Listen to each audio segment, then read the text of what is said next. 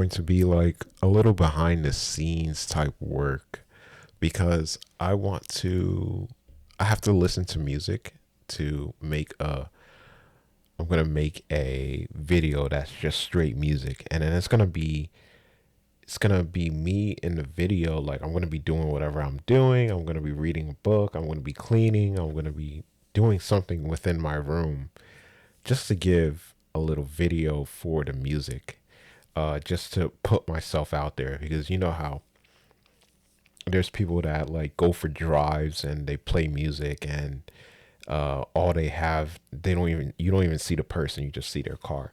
So I'm just gonna have my new gimbal.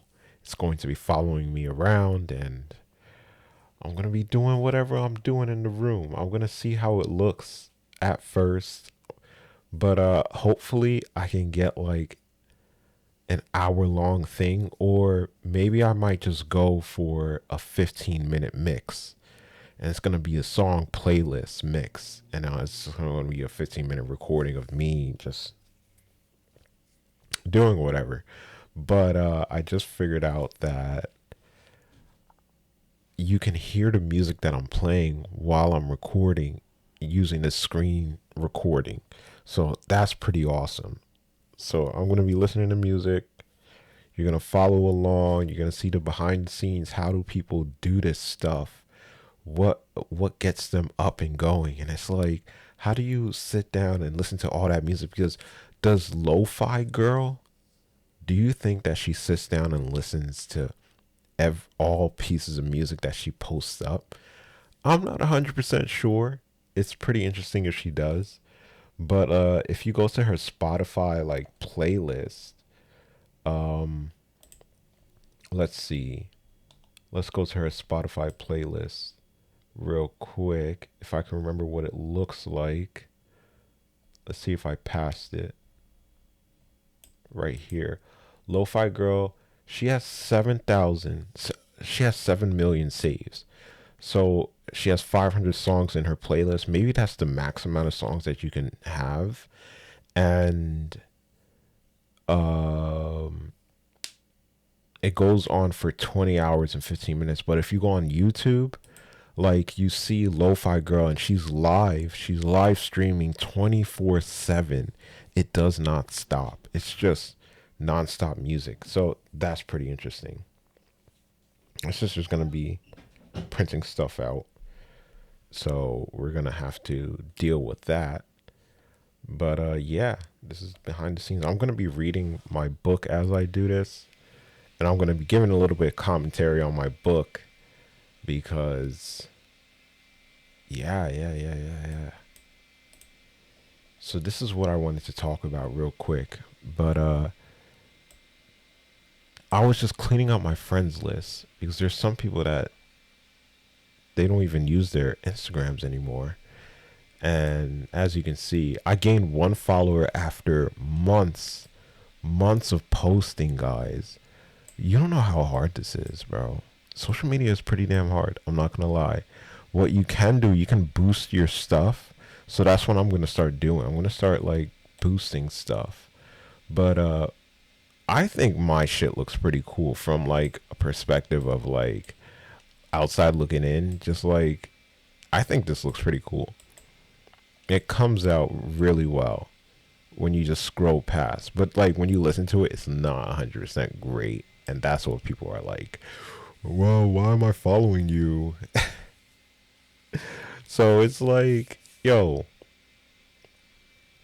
I do this out of passion. Like out of, bro, I've already seen the end goal. We've seen the end goal, bro. It's like we're gonna become famous. So like I don't think any person has a choice at this point in time. Like you don't have a choice. You're going to become famous. You're gonna have to deal with it. Um, so let's listen to some music. I'm literally hand picking music. So this is going to be called In the Club Feel. It's I'm going to I bought a license from Melody, but the problem with Melody is that you have to click everything. It doesn't autoplay. And I'm wondering like what will happen if I play through this music and I just post it up online, because when you download it, for example, like let's download this. What you do to me, let's download this. You generate a license agreement, create an end user agreement for this download, click the button below. This will take less than a minute. So I feel like I have to go through all the music that I played and generate a license agreement. I don't know, bro. This is not for advertising, but as you can see, I have rights to the music that I'm playing. This is how people do it. I'm just gonna put YouTube online, project name, playlist.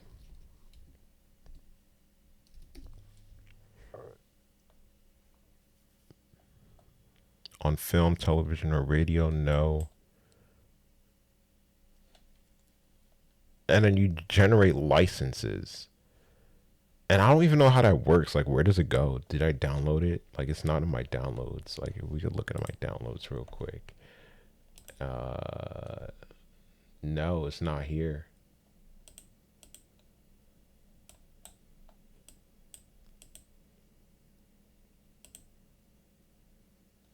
So I don't know how that really works, but let's just go through it, guys. Let's just listen to some music and I'll say my commentary. So right now, like I said, I'm handpicking music to listen to and to post up online, and then I'm gonna have a video. It's just going to be a playlist of music, and hopefully that gets me a little bit more traction. I'm trying to really expand on my horizons. You know what I mean?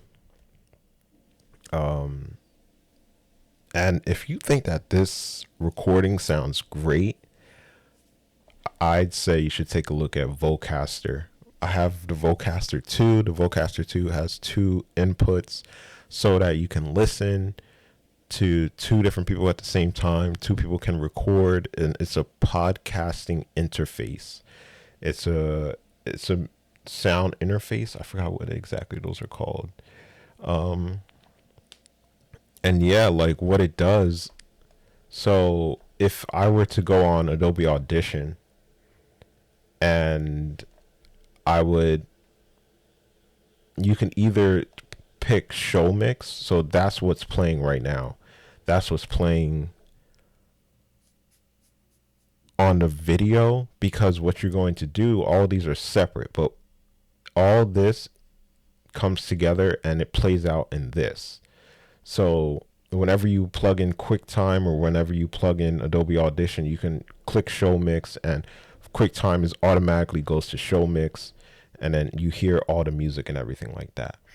But if you go to Adobe Audition, you can actually single out each one. So I could put the host, I could put the guest, and what that does is, just in case like your guest is a little bit low and you want to raise the volume a bit, you can do that by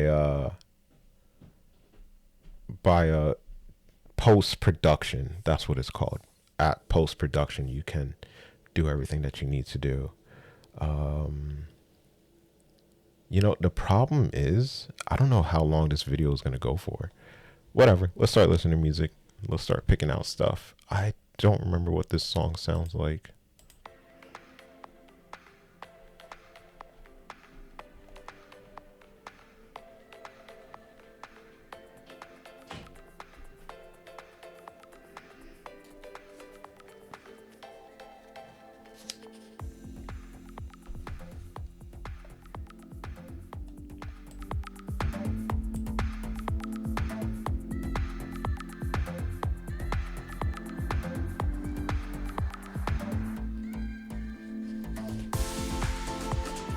Typically, like when I'm listening to a song, I can figure out if it's good enough by like the first 10-15 seconds.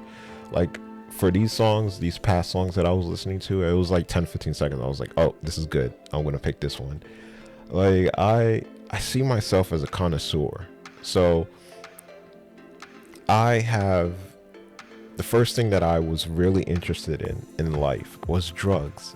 And nobody understands that. Everybody thinks that you're just a bad person because you think that, you know what I mean? Like my dad, he's like, you're the worst person ever. And like my sister was like, I remember I asked her, I was like, why didn't you do drugs? Why was I was the only one in the family to smoke weed and stuff like that? And she was like, cause it was expensive. And I was just like, what are you talking about? You go shopping, you go to spas, you buy books. Why did you think that drugs was any different than that? Like, she's like, it's not enough. You pay like $10 and that lasts for 2 hours. Like that doesn't work for me. So I'm like, okay, I guess so. If you pay for a book goes for like $20, $20. And with $20, you get like 3-4 days of entertainment, maybe even a full week of entertainment. You know what I mean? But I just think that is, like drugs is like something where you're just like, it's a high price for a reason. You know what I mean? It's like you're gonna have such a good feeling that nobody's gonna ever take away that moment for you. So you're just paying for moments. That's how I see it. You know what I mean? Like I'm paying for the greatest moment of my life. It's like in Limitless, where it's like you take one pill and you're off to the races. Like you are doing everything at once and you're speaking different languages and you're really good at your job. You write books, you're in the stock market. Like when you do drugs, I feel like everybody's aiming for that and people don't realize that. Like I was telling Brandon about this. I was like, when I was doing drugs, it's like I was looking for aliens at that point. I was looking for anything other than the normal.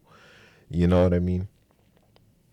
So he was like, nah, it just makes you feel good. That's the only reason why you do it. And I was like, nah, it's not. Yes and no. Like I'm looking to change the world when I do drugs. Like when I say drugs, I mean like, psychedelics. When I do psychedelics, I'm looking to change the world. I want the world to change and I want it to happen every single time.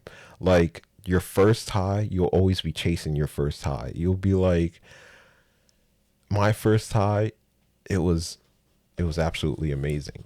And I'm always chasing it. You know what I mean?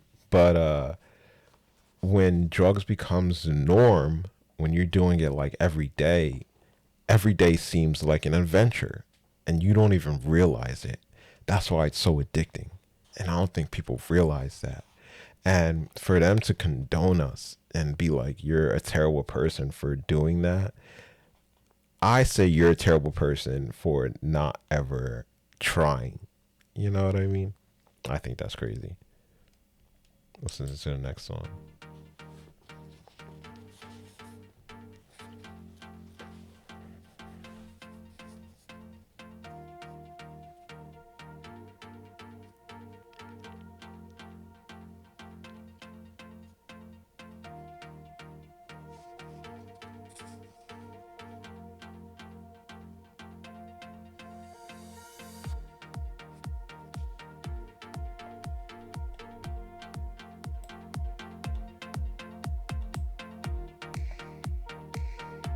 I'm going for In a Club Feel, and this is kind of slow.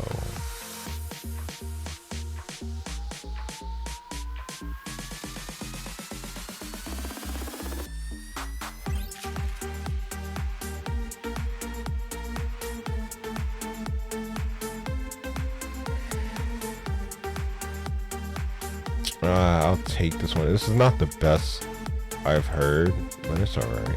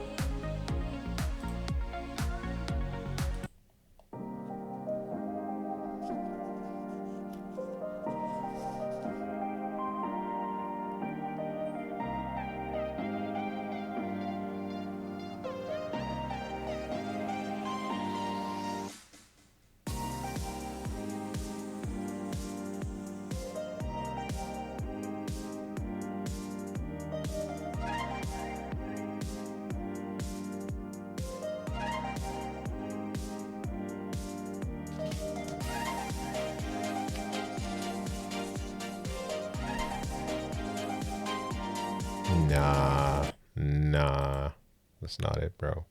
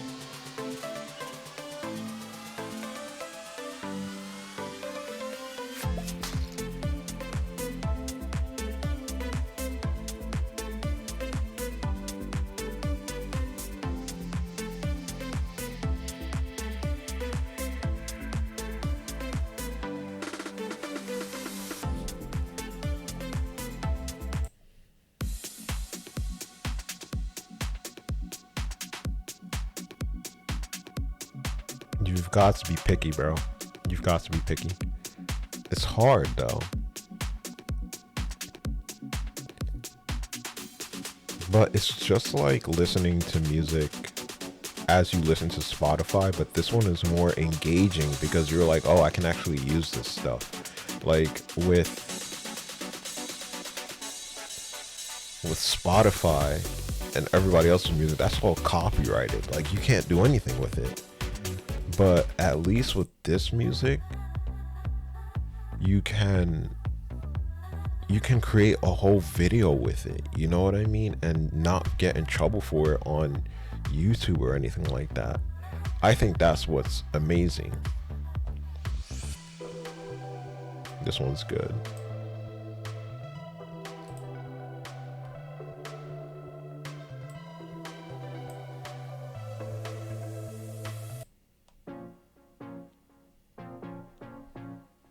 So you're like, that was like 20 seconds or maybe 30, maybe more than that, because it was actually pretty good. I was listening to it, I was like, yeah, this is good.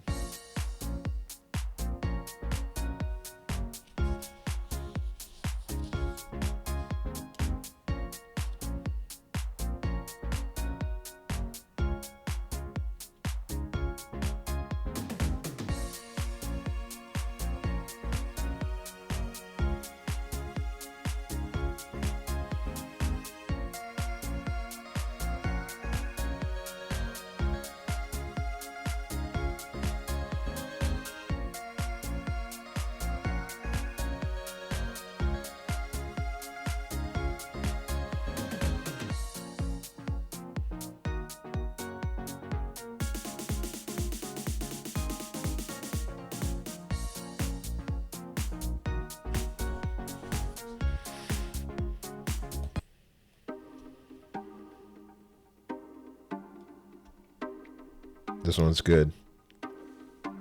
This one's good.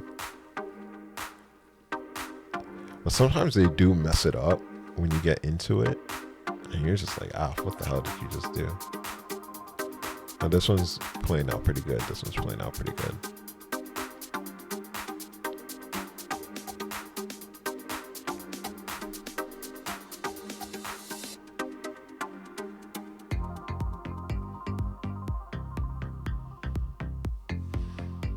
This one's good.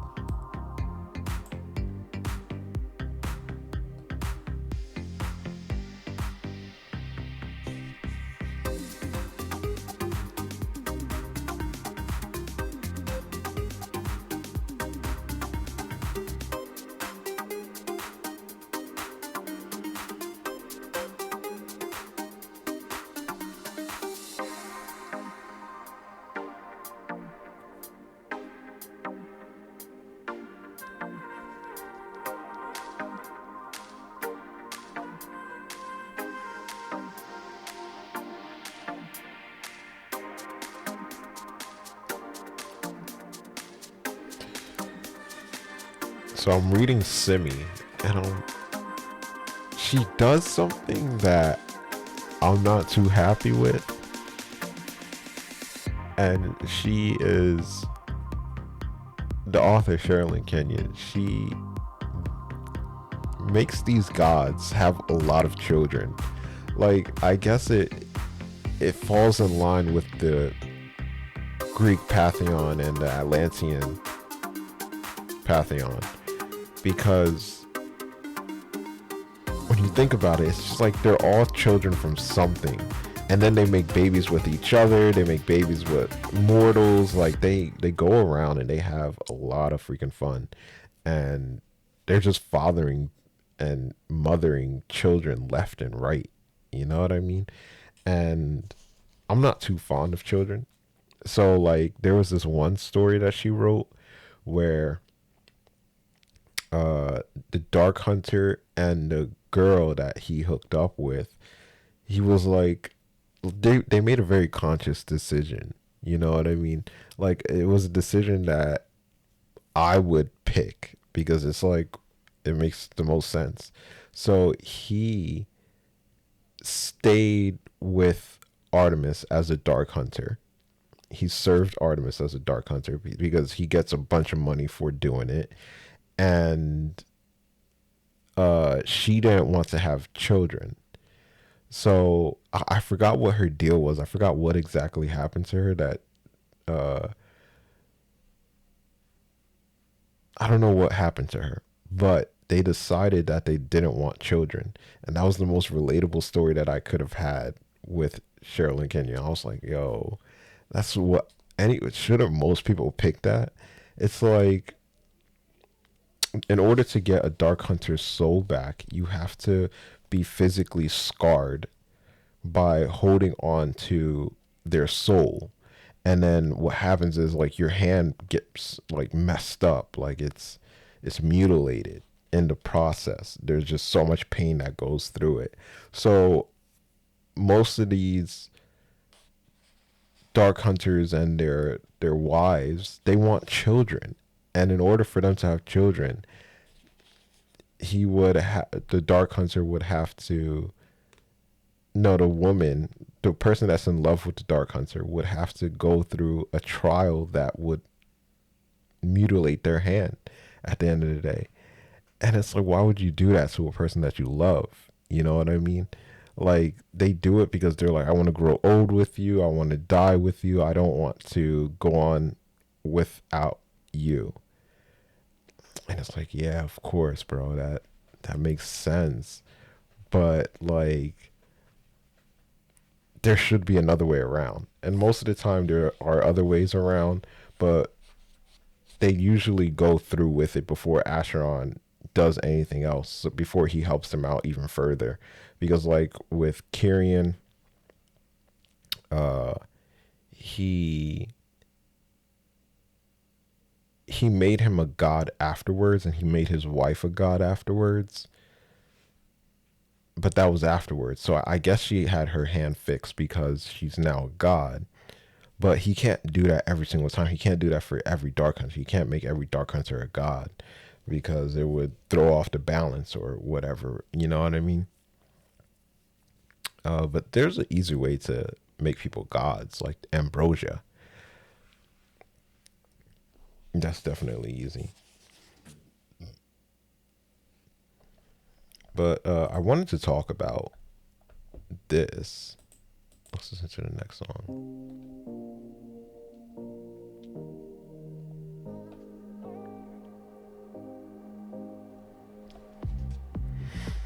Oh yeah, that's what I wanted to say. Like, you don't need a mixer to do all this. You just need whatever thing that you get. So like, you would have to invest in a quality. Oh, this is throwing me off. You would have to invest into a quality microphone, or whatever you invest in. It has to be quality, because like in order for me to get a mixer with the Elgato itself costs like $150. So that's a microphone that costs $150. So that comes with an electronic mixer. So like it looks just like this Vocaster right here, but it is all electronic. So you don't have to buy a mixer in order to do that stuff, because a mixer does all of this, but it's just a little bit more complicated. You know what I mean? But I'm not gonna lie, like, it is easier to work with, because like right now, if this is too loud for me, I could just lower the volume a little bit from here and keep the volume the same over here, so that you guys can listen to the music, which is what I should have done, but I wasn't thinking. But yeah, this is a mixer right here. This is an electronic mixer, so it's really cool. You don't have to buy a home mixer just to do this. Like, you can get the Vocaster and then you can have that. So the next topic is Simian Thorn. This is the book that I'm reading. And yes, this is a little bit of a spoiler for you guys, because I'm going to talk about Simi and her lover, because you wouldn't think that she would ever have someone to fall in love with. Like, you read her character and you're like, yeah, she's not gonna fall in love with anybody. She's gonna stay a kid forever. And then you have to remember that she is a demon that grows up, and you're just like completely surprised. You're like, what? She actually loves someone? Really interesting.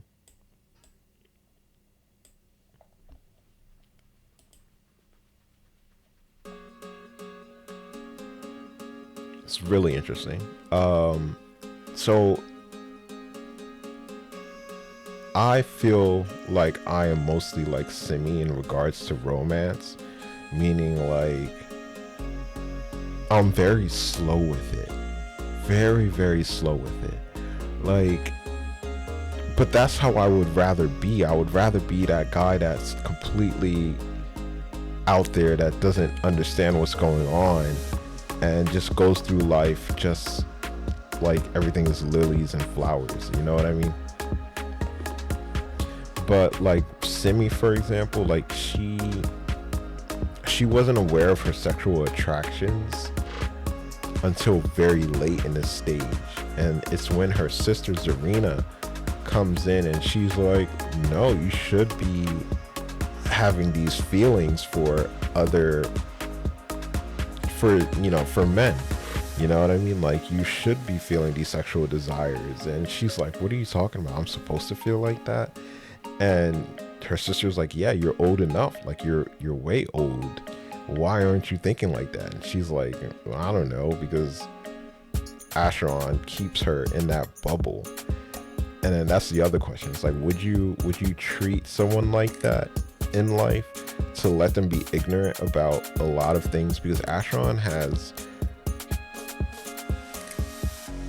powers, so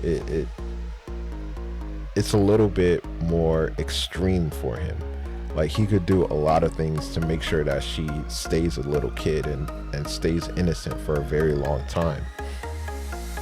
And it was funny because when Zarina was talking to her and she was like, no, yeah, you're supposed to have these sexual feelings for guys. Do you think any of them are cute? Like, what do you like? And she's like, Simi is like, I don't know. Like, I do like guys. And she's like, all right, that's great. We start at step one. Now let's go to step two.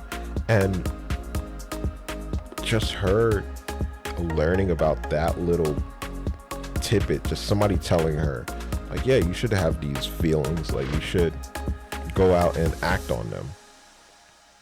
She goes out immediately and acts on it. And it was like she just went out there in the world and was like, she saw the signs, you know what I mean? She started seeing the signs because now she's much older. At like 11,000 years ago, she was much younger. She was a baby at that time. But I say around like 7,000 years, she is good enough to go. But Acheron pushed it till like 11,000 years. So now she looks like a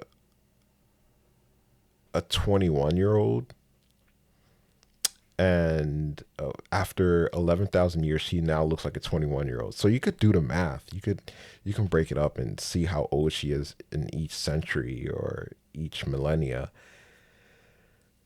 It'll make sense about how old she is. So now she looks 21 and she's 11,000 years old. She looked 21 for like, you got to realize that she passed 18, she passed 16, she passed 12 years old. 12 years old is typically the time that you start thinking sexually.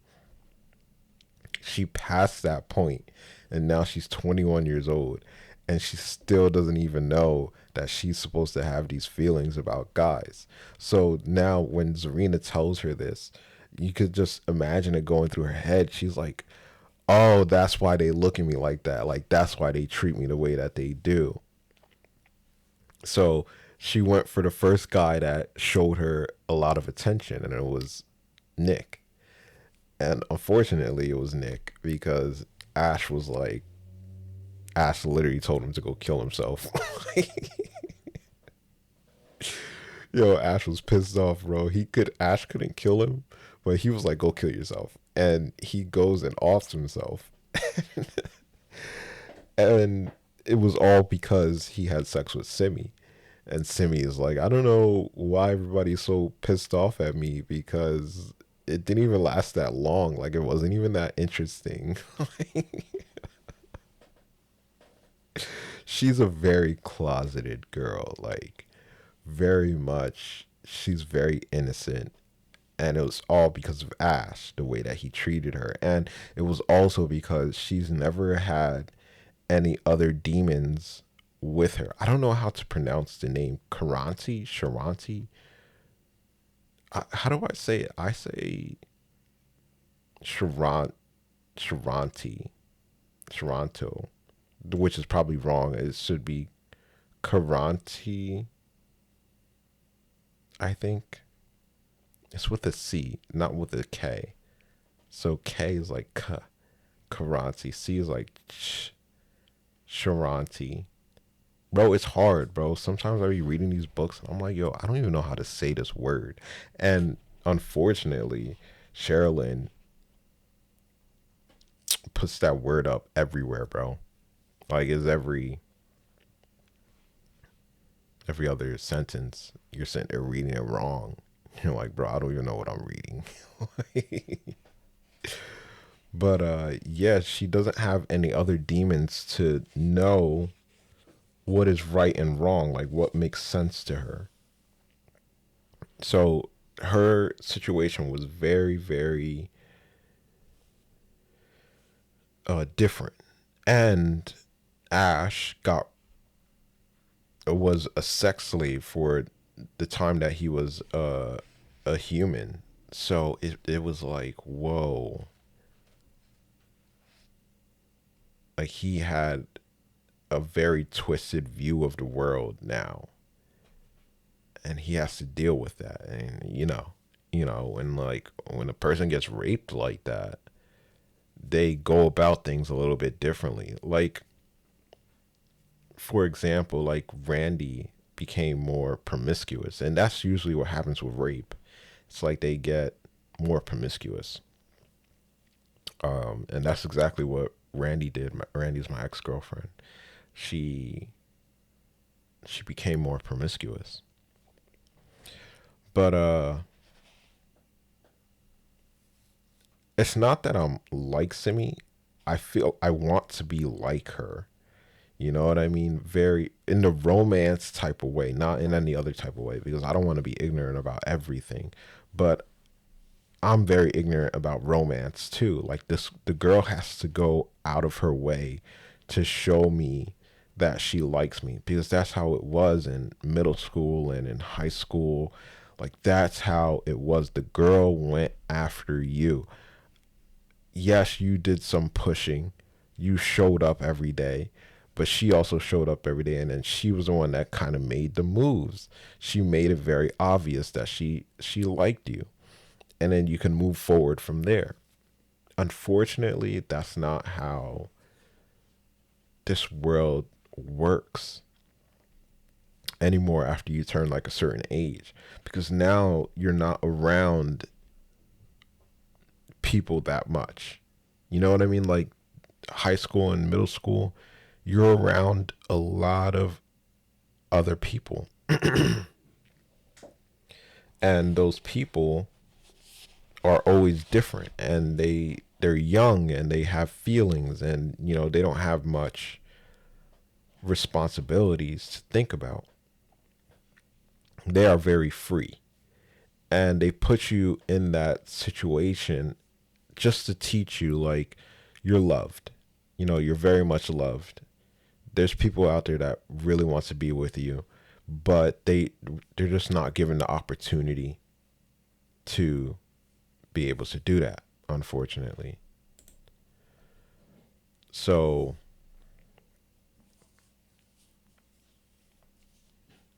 the way Simi acts in romance, I'm very much like that. And I definitely do enjoy that part, because in the world that we're in today, these girls have to be very obvious with their advancements towards you for you to be able to do anything. But recently there was definitely a time where I was hanging out with Ryan and Marcus, and we were in New York, and these girls came over, and there were these two white girls, And unfortunately, I was feeling very out of it at that time. Like I didn't feel well, and I couldn't capitalize on the situation. You know what I mean? Because I was worried about my mental health at that point. And they were like, "Yo, we're gonna go to this bar in the other place." Like, I could have easily been like, "Yeah, I'll go with you. Like, let's go bar hopping," because eventually she'll get drunk enough where she wants to find a hotel or something like that.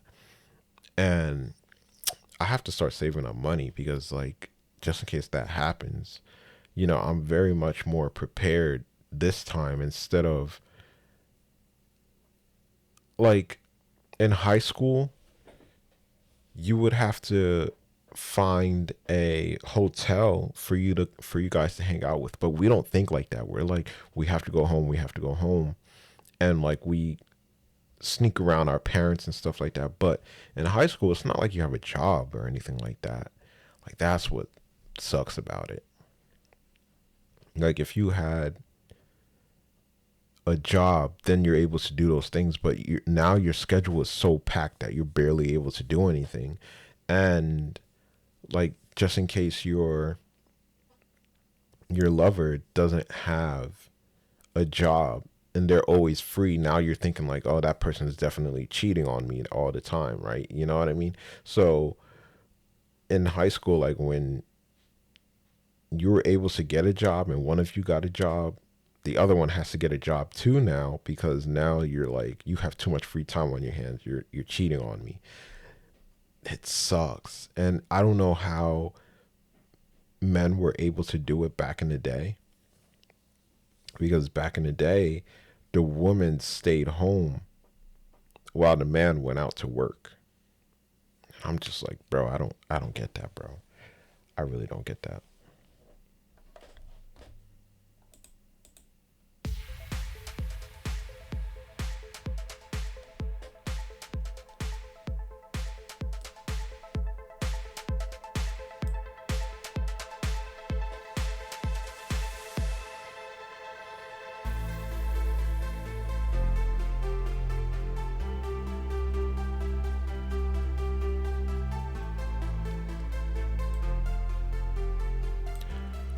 I don't know. I see people online all the time, and they make music playlists, and people listen to those junks. Like, they always listen. So maybe this is a way for me to get a lot more views and a lot more coverage. Now, the video, I don't know what I'm going to do for the video. Like, it's just going to be me just roaming around. I don't know. I want it to be a little bit different than what everybody else does.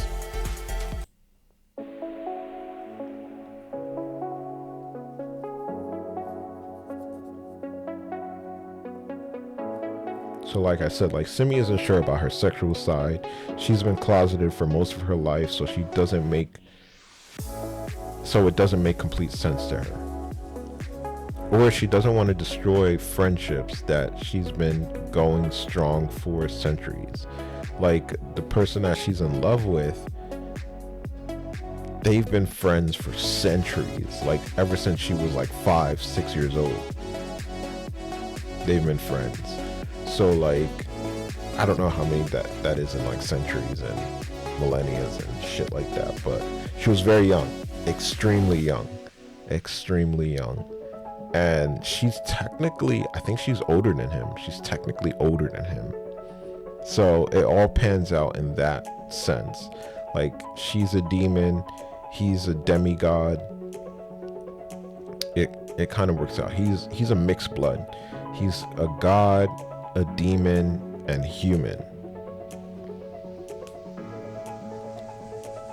Because Paimon mixed his DNA in when he had them. But yeah, so I was saying, I want to be like that. I want to be oblivious to girls, because I've seen myself when I wanted them and I hated it. Like, you'll be in situations like that puts the girl in such a view. Like, it's like,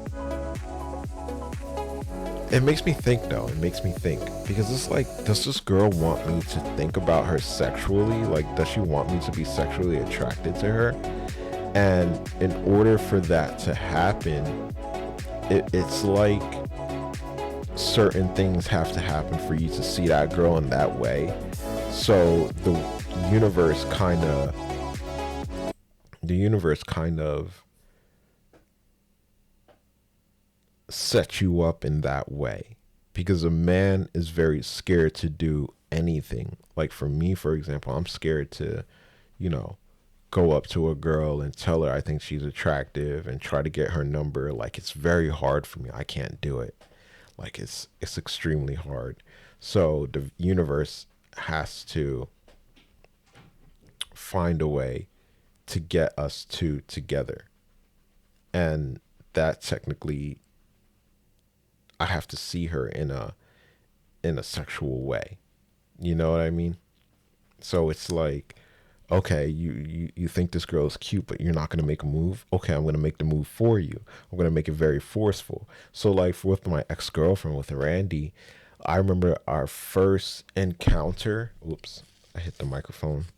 My first encounter with her was like with Mo Wiseman, and she was hanging out with Kayla. And for some reason, we were done after football practice, and then we chased them around in the halls, and then we cornered them. And then Mo was like, "You're gonna suck our dick," and I was just like, "What?" But I was just going with it because I was like, I don't know what's going on here. You know, I've never had any sexual encounter like that except for with her at that moment. So it's like, in that moment, it's like, do you find this girl sexually attractive? What do you want to do with her? It's like, I was at a position where I didn't know what to do with a girl. You know what I mean? Like, Kayla, me and Kayla went out in middle school, and when it was summertime, we were always trying to meet up. Like, I just wanted to see her. And the only thing I could think of to do with her would be to kiss her, you know, to make out with her. But she lived very far away. She lived extremely far away. And in order for me to get to her, I would have to ride my bike. And, you know, nobody was there to drop me off. I couldn't ask my parents to drop me off. You had to do everything yourself. You know what I mean? Very much back in the Stone Age with bicycles. So I would always be like, "Yo, let's hang out. Let's hang out." And she's like, "Okay, my parents are home. My parents are not home. My parents are home. My parents are not home." And finally, she's like, "My parents aren't home. You can come over. They won't be home for a little bit." And I was just like, "All right, cool." So I went over, rode my bike all the way over there. I get inside the house.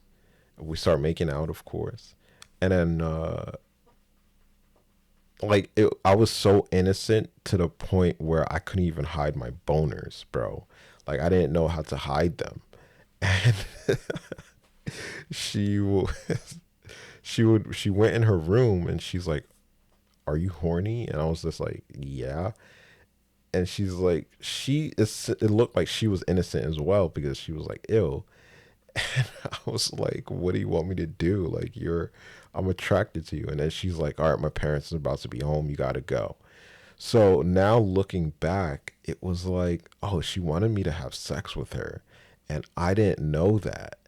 And I was just so innocent to the point where it's like, I wasn't even thinking about that, bro. That wasn't even part of my mind set. Like, it was just like, all right, I came over and now let's make out with this girl. Like, she was preparing me the whole time. She's like, "I want you to come over." And I'm like, I can come over. Let me come over. It's summertime. We haven't seen each other for a very long time. And it's like, "I want to see you." And she's like, "I want to see you too." And never once crossed my mind to have sex with this girl. Never once crossed my mind to have my, you know, my penis sucked by this girl. Like, never once did I think about this stuff. It was so bad. I was so innocent. And that's where uh experienced girl steps in. Like, you need someone that's experienced to do everything for you. And if they aren't experienced, then unfortunately nothing's going to happen. And that's what's happening with Simi. Like, Simi is like,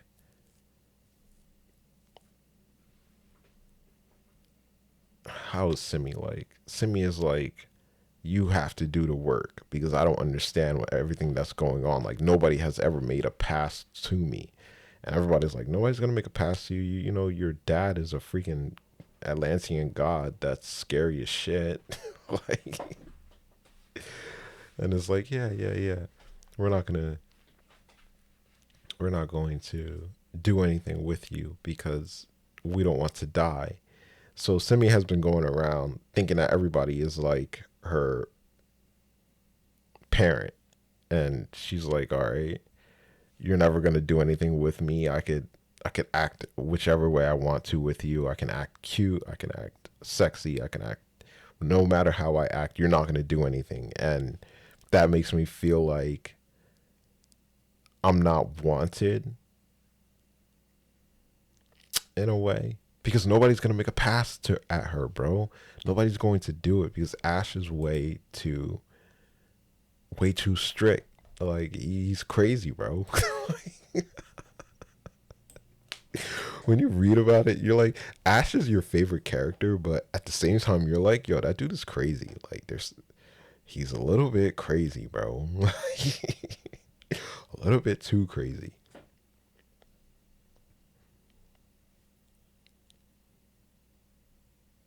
But yeah, like, the thought of sex is so far back in my mind that it never comes up first. Like, a lot of guys think when they're interacting with a girl, they're like, yo, she wants to have sex with me, or I want to have sex with her.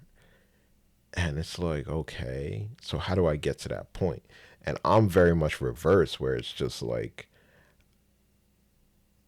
I'm not even sure what her name is. And I'm just too scared to ask. Like, I'm at that level. I'm on step one. Everybody is jumping to step 50, and then they're working their way backwards. I'm at step one and I go back to step zero. Like, it sucks.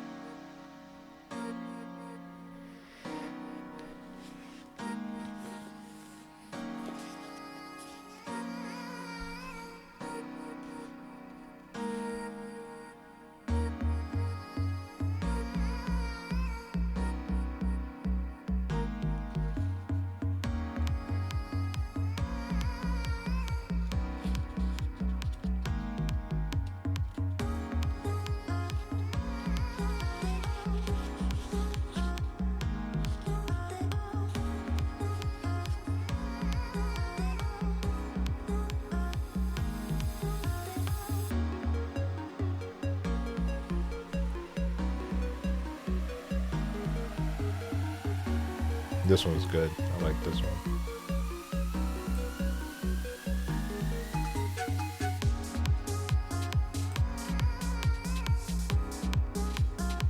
We haven't had a good one for a little bit. Maybe I should make it a little louder.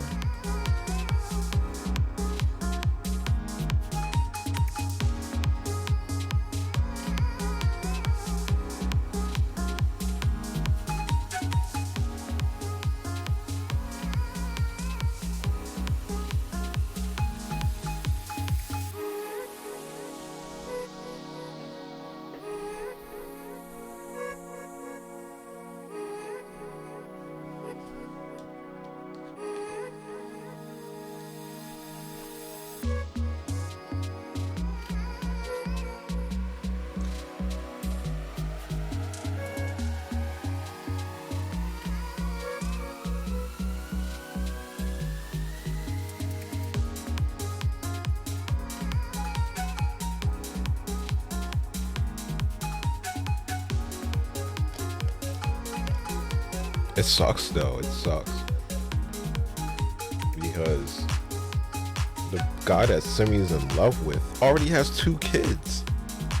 Like that sucks. But they are over 11,000 years old. Like these motherfuckers are old as shit. And it would be a little bit weird if they didn't have any kids. And they're part god. So I don't think gods can stop their reproductive organs from working. Like it sounds, as crazy as it sounds pretty dumb, right? Because it's like humans, all they have to do is get a vasectomy. That's what happened to Ash. Ash, they castrated him basically. He was a sex slave. So in order to not get pregnant,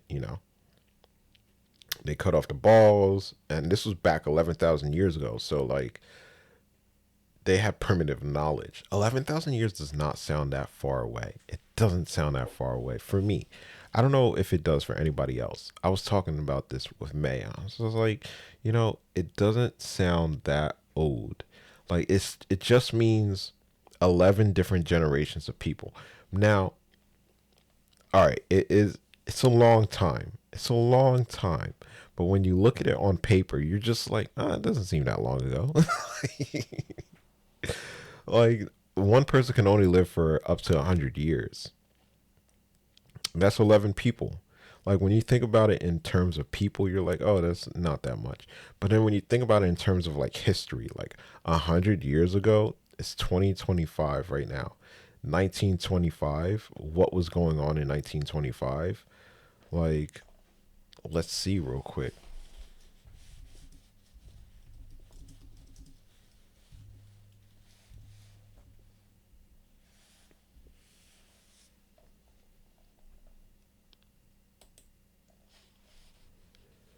Like you can that was back before World War I or World War II.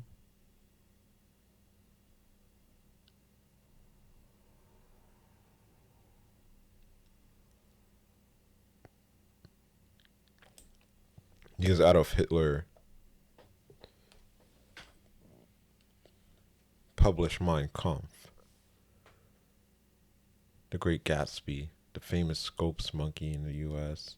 Mussolini declared himself Italy's dictator, while Locarno treaties were signed to secure peace in the Western Europe.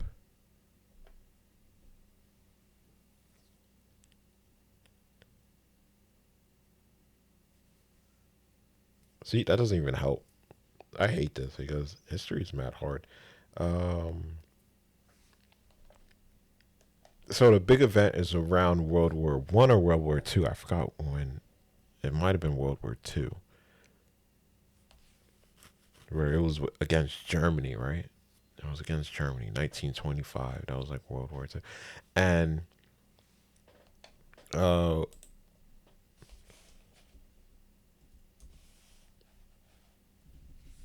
let's go by cars. So the cars look like this.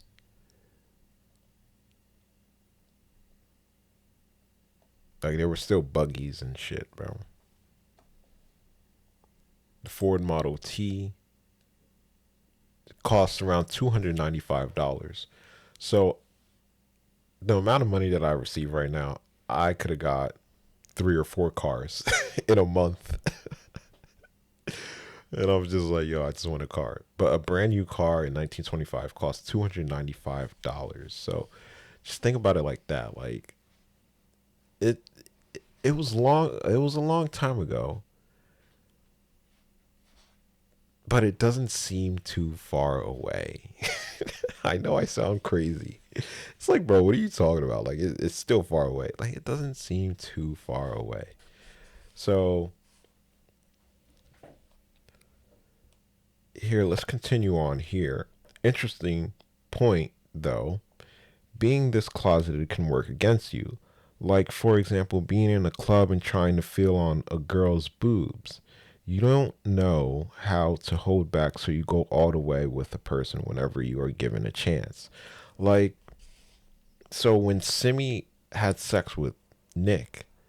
I feel like that's what that situation was, because you got to remember that she's a girl and she looks very effing good. Like, she looks phenomenal. She looks beautiful. She's a very beautiful girl. And she likes humans. She doesn't really like Charantes. Oh my gosh. I gotta figure out how to pronounce that freaking thing, bro. Let's figure it out right now.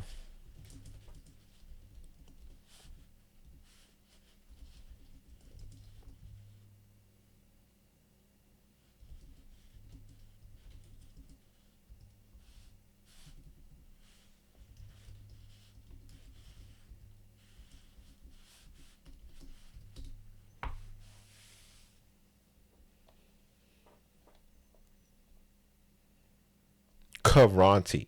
Okay. Okay, so I was close. So it does have the K A sound, even though it's a C. Caranti. Look at that from the Dark Hunters book, bro. Let's see how it sounds. Charente, See, that Charente, that doesn't make sense. That doesn't make sense. Charante. Oh no, that's not even a word, right? No, that's not the word. That's something else. That's completely different. All right, we're not gonna.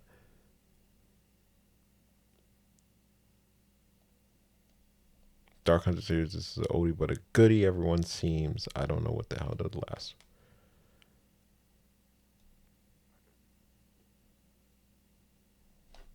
Yeah, everybody's pronouncing shit wrong.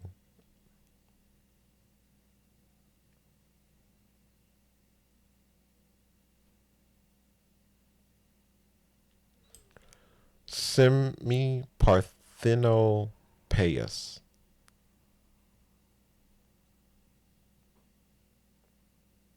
Like, how do I pronounce this? I say Parthenopus. And I'm probably right, but the way the thingy looks, it looks completely wrong. So I'm like, I don't know how to pronounce these things, because when you break it down and you're like, this is how you say it, bro, it looks completely messed up, bro. It looks like I'm just confused, just confuzzled, very confuzzled. But that's what I was saying, bro. Like, I remember being in the club and I'm dancing with this girl and I'm like, all right, this is going great. This is going great. And then I start grabbing for her boobs and she pushes me off and she's like, we're not dancing anymore. And I'm like, yeah, I know we're not dancing anymore because I grabbed your boobs. Like, I went a little bit too far. I don't know why I did that. So that's what being closeted kind of does to you. But you got to remember, for Simi, it's a little bit different. So, like, she'll be in the club, and what she'll do is she'll be like, come home with me. And the guy would be like, yes, any guy that she picks in the crowd, all she has to do is have some type of contact with the dude. If she's dancing and the dude comes up and dances with her, that tells her she's good to go. There's not much that you need to think about. But with a man, it's a little bit different, because you can't do that. Only if you're like a millionaire and everybody knows who you are. You know what I mean? And they know how you act. For Drake, for example, like, Drake can get away with that, where he's like at a club and then he's dancing with a girl.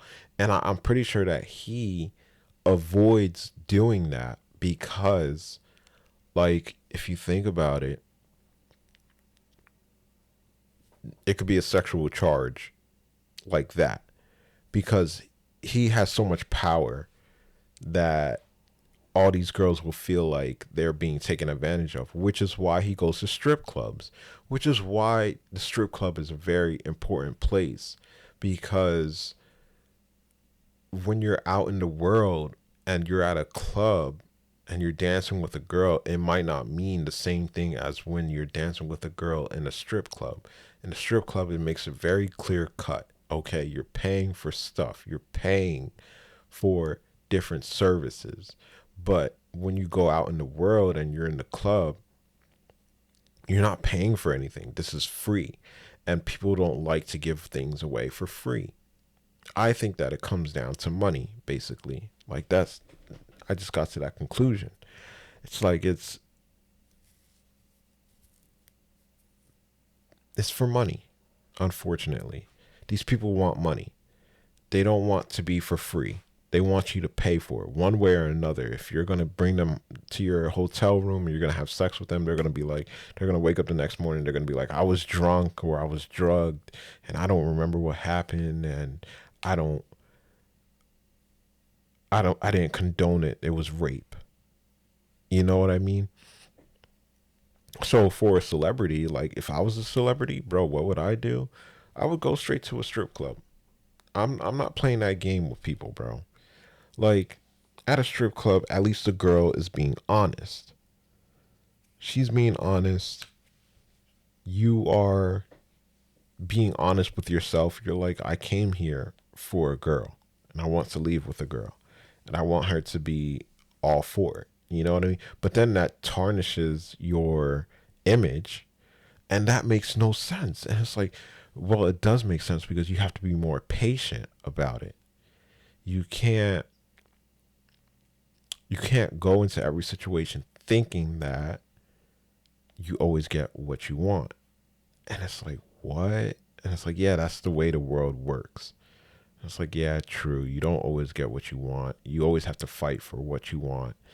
And that's where the whole problem with how Ash is treating Simi, because he's treating her like she gets everything that she wants.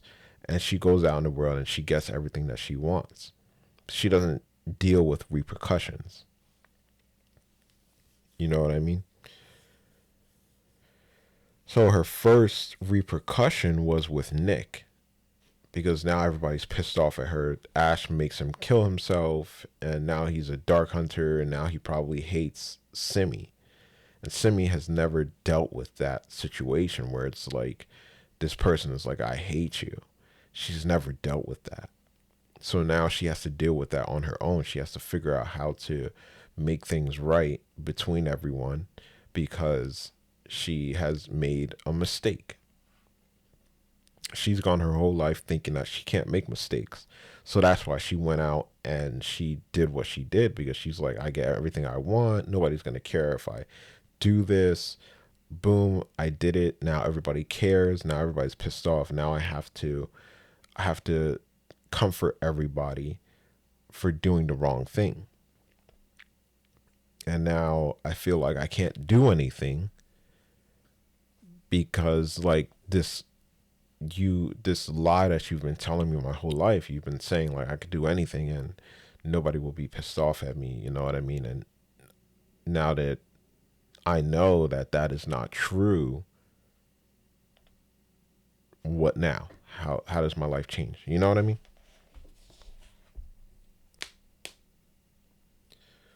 So, yeah, the next topic. You know, many people will say that Thorn is disgusting because he knew her since she looked like she was 7 years old. This is where May would be like, I don't get this. Because she, every single time an author comes out with some wacky thing, like with Blue Bloods, where it was like they're vampires. They're angels actually. They're angels, but they're vampires because they feed on blood. And whenever they have a match, when they are matches, I don't know what to call that. When they something like that. They're matches. They're made for each other. They are born as siblings. So they're brother and sister. And then they get married later on. And then they rewrite everybody's memories and they're like, no, they were always a couple. They weren't family because they grew up as kids, as families. They have the same mother and the same father that birthed them. And then they get married later on. So May's like, that is disgusting. I don't get it. And I'm more open minded. I'm like, oh, well, that's how their culture is. You know what I mean? And May would be like, you're closed minded because you have to think this way. You have to say that it's disgusting. And I'm like, I'm not gonna say that it's disgusting because I understand the dynamic that they have. She's like, no, no, it's disgusting. It's disgusting. I'm like, nah, nah, nah. You got to think about it a little bit differently. So yeah, is Thorn disgusting? I'm looking at him. I'm like, no, it's not disgusting, dude.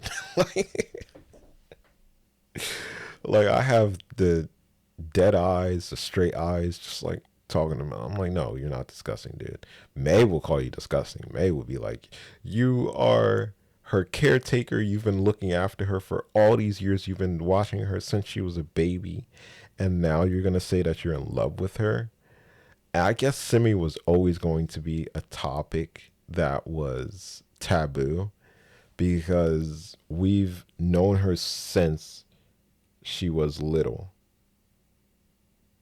And the only person that she would probably fall in love with would have to be some type of god. And when you look at it the other way, like Artemis and Acheron, when you think about it like that, Artemis is thousands of years old, millions of years, thousands to millions. I don't know how old she is. She doesn't specify that in the book. She kind of doesn't really explain that. But Artemis is much older than Acheron. And Ash, as old as he is, like he's still pretty young to Artemis. So we'll say, for argument's sake, we'll say that she's at least 100 years older than him. She's at least, at the very least, 100 years older than him, which is not true. She's much older than that. But that's basically how you have to look at it when you think about Simi, because the time that he met her, the time that Thorn has met Simi, Simi was like 2,000 years old by the time that he met her, and he was only 20. Like, so you think about it, you're like, no, she's older than him, and May would be like, no, but she looks like a child. It doesn't matter. So yo, that's so fucking annoying. But she's older than him. It's like, nope, she looked like a child, and he was a grown man. By the time that he saw her, he was like 16 at the time that he saw her, and she was like 2,000, like 2,000 years old, bro. Like, but she looks like a little child. Like she looks like she's 5 years old, and he looks at her and he's like, "Here's a present." And Ash is never. He doesn't know any better than that. He's just like, he doesn't let people get too close because his powers require him to see into the future. So I kind of understand his dilemma there. It's like, I want to see your future. I don't want to be a part of you. So I'll stay as far away as possible. Because I don't know how he knew Thorn's future, because he knew about Thorn and he was like, I can only see so far into his future. But he was still talking to him like a friend, but I guess he wasn't really friends with him. You know what I mean? He kept his distance. I don't know how his powers work like that, because I feel like once you say hi to a person like 5 times, it's just like, all right, now you guys are technically friends. How can you see that person's future? You know, he must have seen it before he met him. You know what I mean? That's how it must kind of work. And then until he makes a really big impact in his life, then it's like, oh, okay. Now you can't see what he's doing.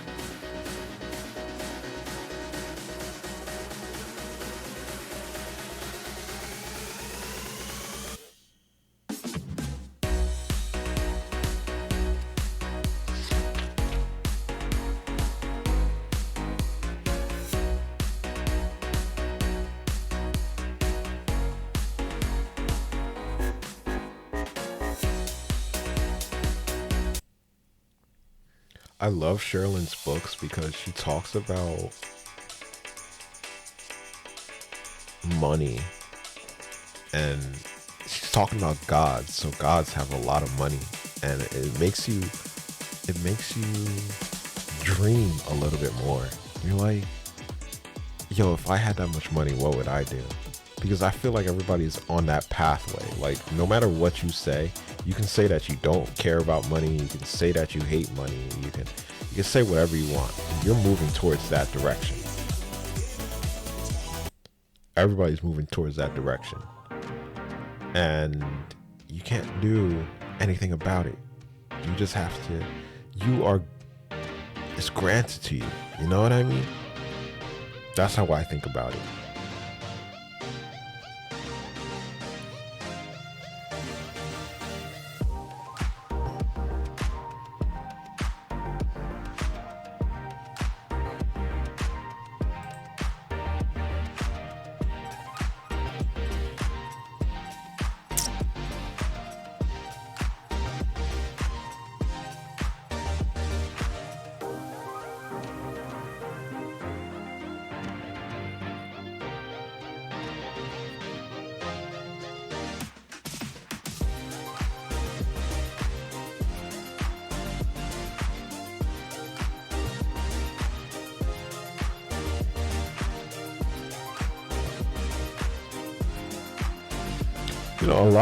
A lot of rich people do that. I wonder if I would be the same. Like, they spread money out as far as they can do it. Like, they have maids, they have butlers, they have drivers, they have people like artists that make music. They have people like that do their hair, that does mic checks, does the electronics. Everybody has a job, and they try to spread around the money as much as possible, even though they're making so much money that it's not even funny, and they don't even pay their people that much money. Like, there's a balance, but it's very unbalanced at the same time. You know what I mean?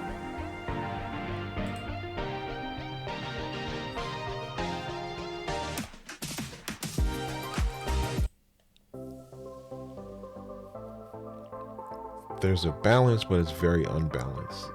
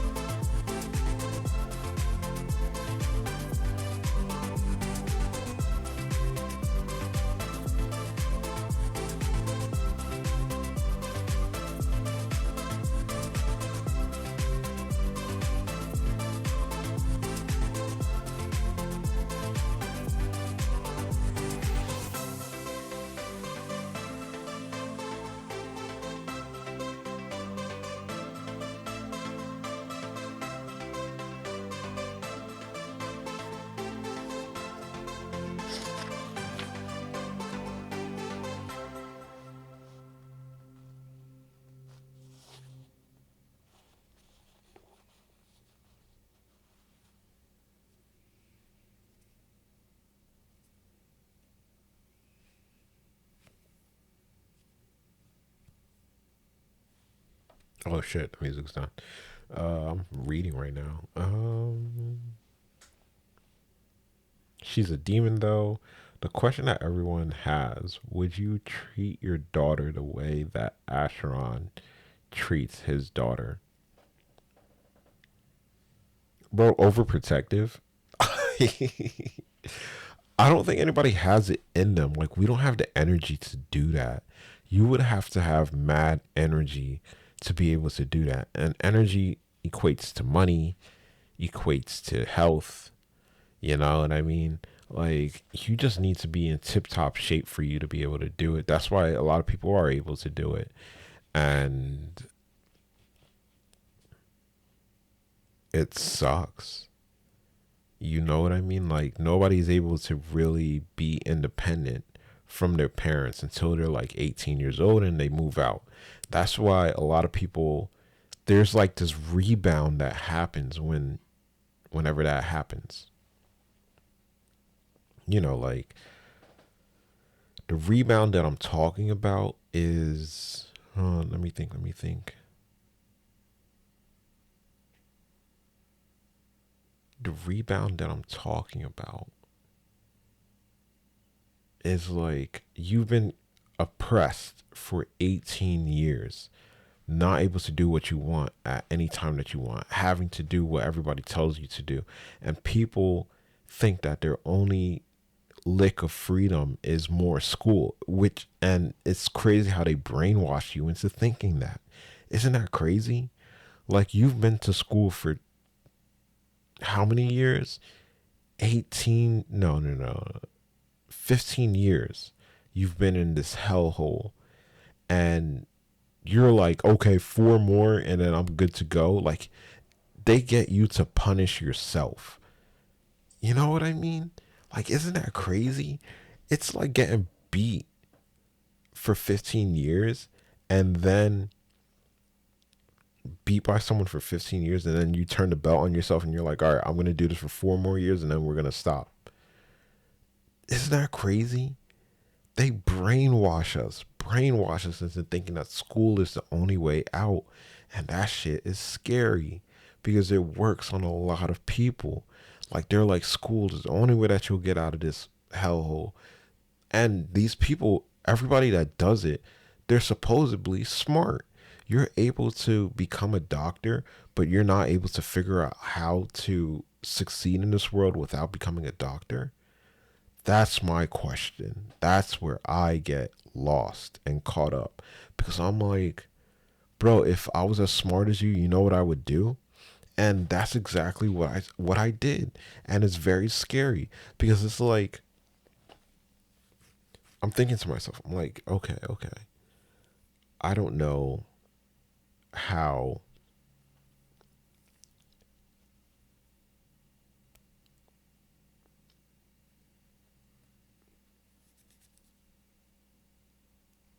I don't know how smart I am. Okay.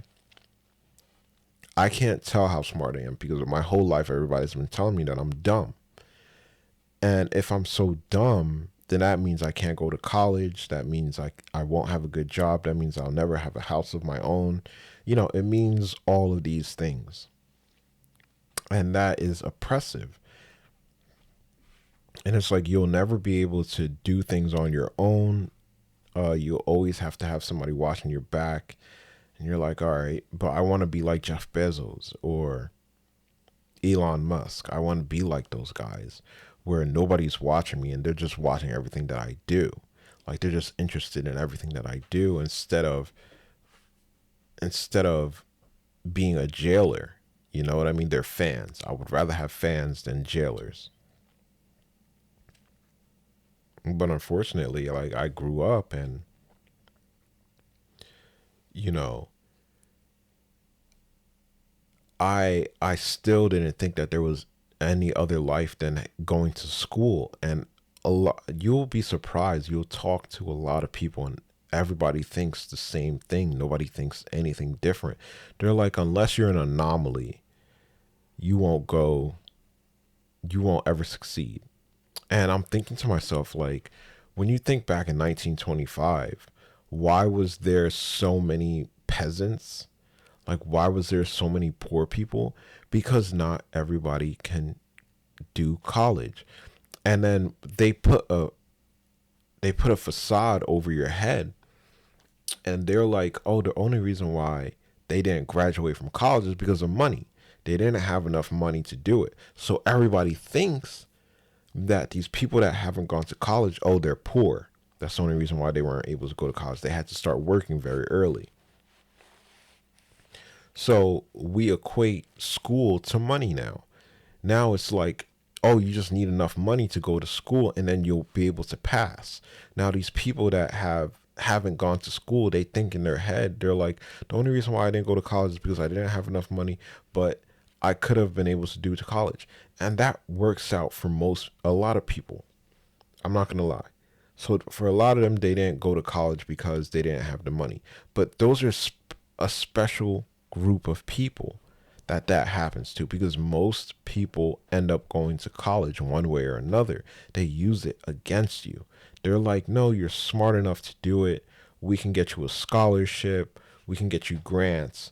We can get you to school. It doesn't matter if you're poor. Now that's what we're doing to everybody. Now we're saying, oh, now in 2025, it doesn't matter if you're poor, you can still go to college. There's a way for you to do it. There's community college, there's universities, there's scholarships, there's grants, there's, you know,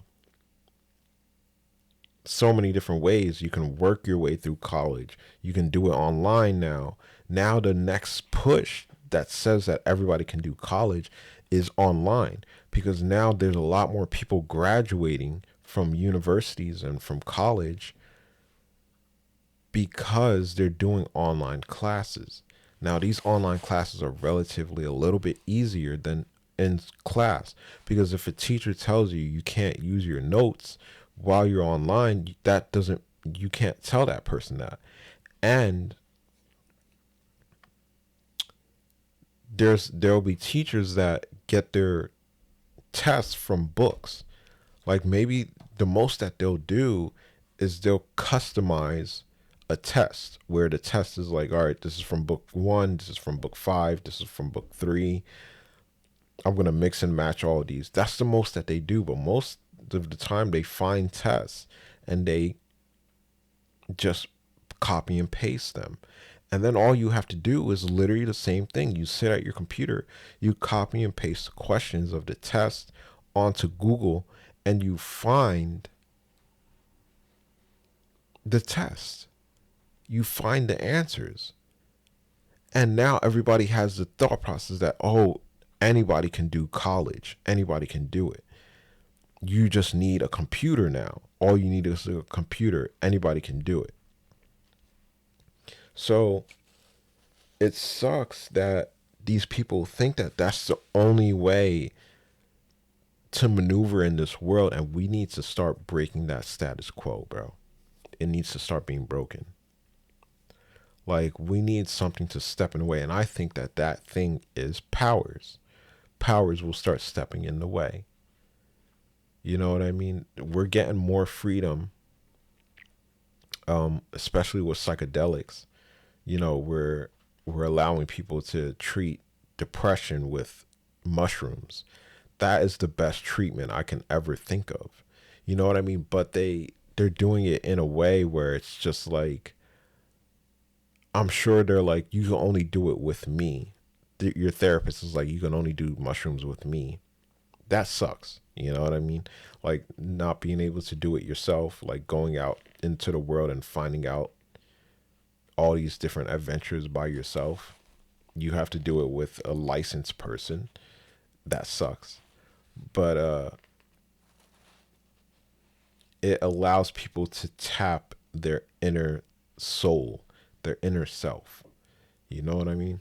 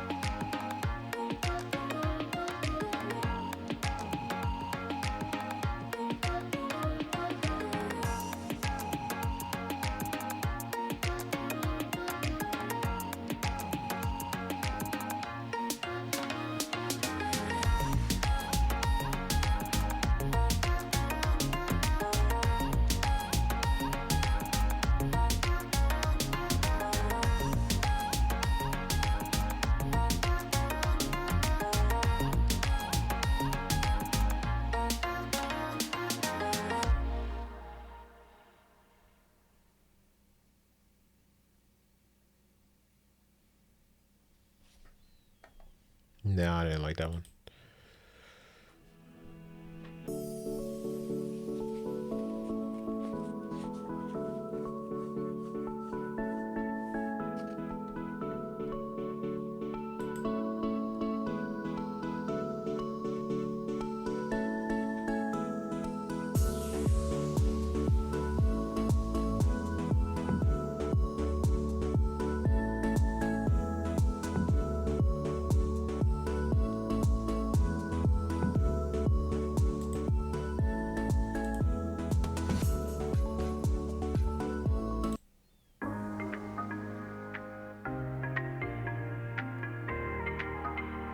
Yeah, this is what I'm looking for, bro.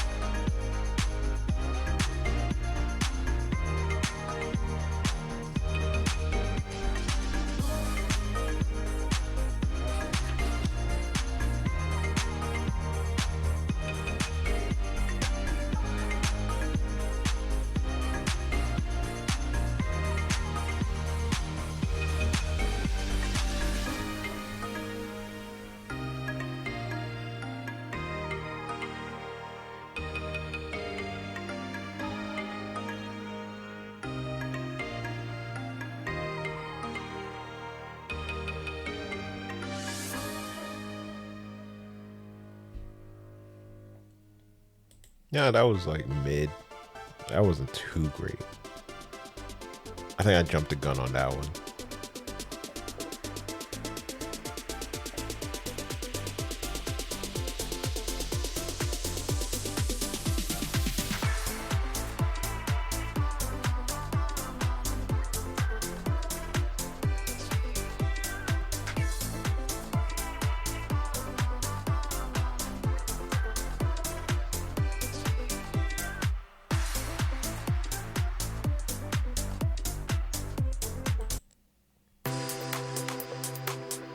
Yo, Greg Carosa. I think I have him a couple of times in my playlist. Greg Carosa. Bro, he has good taste.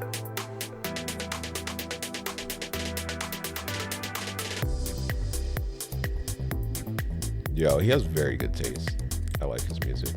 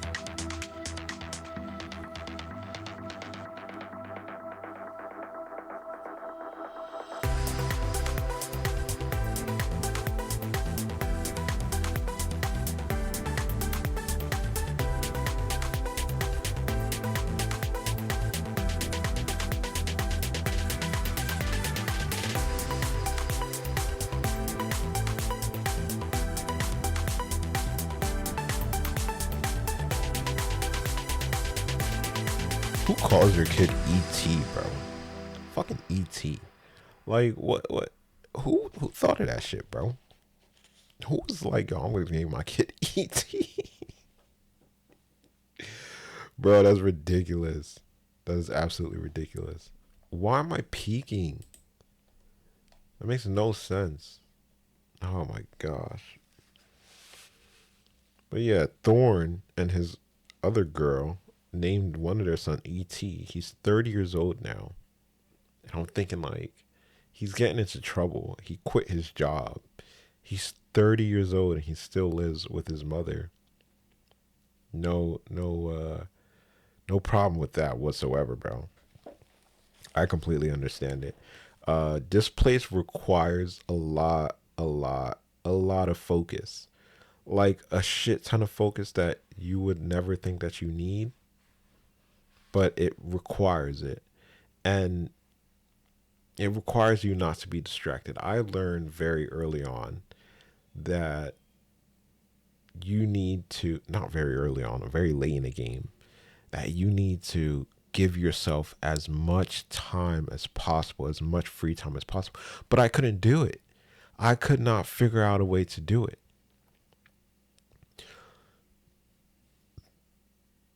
At one point, though, at one point, I figured it out. I was working Instacart. I was working 12-hour days. Yes, 12-hour days, making $195 a day, almost $200 a day, 5 days a week. And then for 2 days, I cleaned the house. I went shopping. I wasn't even watching anything. I think I was reading a book. Um, I had no time to do anything. No time to do anything. And there was this one time where I like crashed, where I was overworking myself so much because I was doing 12-hour days. Um, because I'm telling you, that's what people make it seem like, that is success. And you try how they are doing it. Go a little bit of go a little bit overboard with it, bro. I dare you to. I dare you to. I dare you to. Try it out and see how ridiculous it is. Like because we look at nurses and we're like, they're so successful, they're so great. And we look at people that work in New York as engineers, we're like, they're so successful, they're so great. And then you do it yourself. You can actually do it. You can do it before you do it. Like planning. Has anybody ever thought about planning before? Has anybody ever thought about that shit? Um, but I was working 12-hour shifts, just like my sister was doing, working 12-hour shifts. And I felt like I was accomplishing something. I did. I felt like I was accomplishing something. I felt like a grown up for once in my life. I was just like, oh my gosh, I'm working 12-hour days. And then I started like doing the math. I was like, this is too much. I'm working way too much. This makes absolutely no sense. And I started cutting down my hours. I was like, you know what? Why am I working 12-hour days? I don't need, I was making, I was working 5 days a week. I was making $1,000, $1,000 a week. And the money didn't even seem to go anywhere. Like the money made no sense to me. I made $4,000 in a month and I lost it all.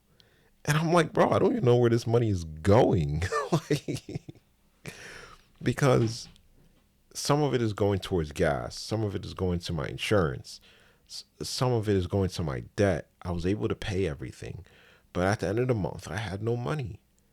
I made $4,000 and I had absolutely no money left. So I started doing the math. I was like, you know what? Maybe I don't need all this. I don't need to work that much. You know what I mean? I freaking did the math and I was like, all right, well, I only need to work about 25 hours a week to get everything done. To because I made about like $17 an hour. So 25 hours a week is around 250.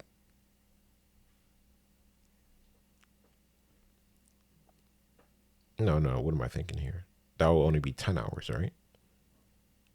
25 hours a week plus $10 is 250. Okay, yeah, yeah, yeah. So I was like, you know what? All I need to do is work 20 to 25 hours a week. And I started doing that. And I felt so much better. I was like, this, it was so much free time. And I was paying all my bills and I was getting everything that I needed to eat. Like I wasn't going out to McDonald's or anything like that, even though I had the choice. Like all I had to do was work an extra hour to go to McDonald's if I really wanted to, But instead, I'd rather eat at home. I was still able to get my Slim Fast, and, you know, I was able to get everything that I needed for nourishment. And I just had so much free time on my hands that I didn't know what to do with myself. And then I started hitting on my friends, and then I started writing a lot more. I started, jotting stuff down. I started looking for other jobs. I was like, this is so easy. Like, what else can I do? Then that's when I found TaskRabbit. That's when I found Uber. I was I was in love with life. Like all that free time, and I didn't need that much money. I was like, yo, bro, I'm living life. I'm living freaking life. But it comes down to that where it's just like, money is not everything. It's a necessity. Yes, it is. You need money, of course. If you don't have money, you will become very depressed because you have to go into survival mode. You have to shut down all processes. You have to think about it as a ship that's flying through space. You have to go to sleep in order not to use any money whatsoever. Like what we do to my aunt is absolutely crazy. Like I'm sitting here thinking to myself like, damn, what we do to her is absolutely crazy. We give her no money whatsoever. She doesn't go out because she doesn't speak the language. Like I get that, but why aren't we giving her any money? You know what I mean? At first she would ask for like $20, but I'm sitting there thinking to myself like, what are you going to do with it? At this point I would definitely give her like 10, $15. Because I'm like, you can go do something. Go do something, bro. Like I don't know how she's doing it with no money whatsoever. Like it's terrible. Like back in Haiti, I heard that she would buy stuff and she would sell stuff. So she would work at the market. She was supposed to come to America to work. I don't know why my mom thought bringing a 50-year-old person into America to work made sense in her head. Like that's the dumbest shit I've ever heard of, bro. That's retirement age. You're so close to retirement. Why would you come to work in America? You know what I mean? Like that shit was just dumb. I'm just thinking to myself like you're absolutely ridiculous if you really thought that that would work. Ridiculous.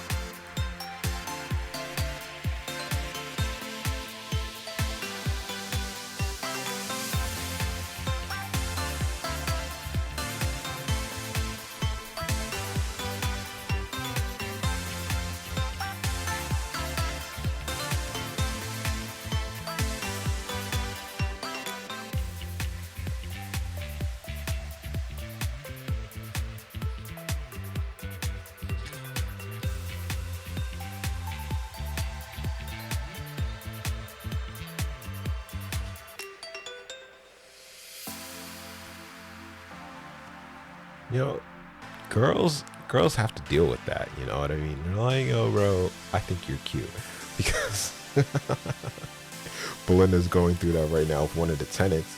He's like, "You guys are both beautiful," and I was thinking to myself, I was like, "You're very lucky, okay?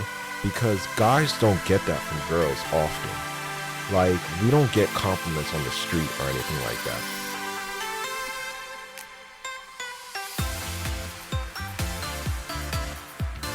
And then I think to myself, I'm like, do I have to be that person that is like,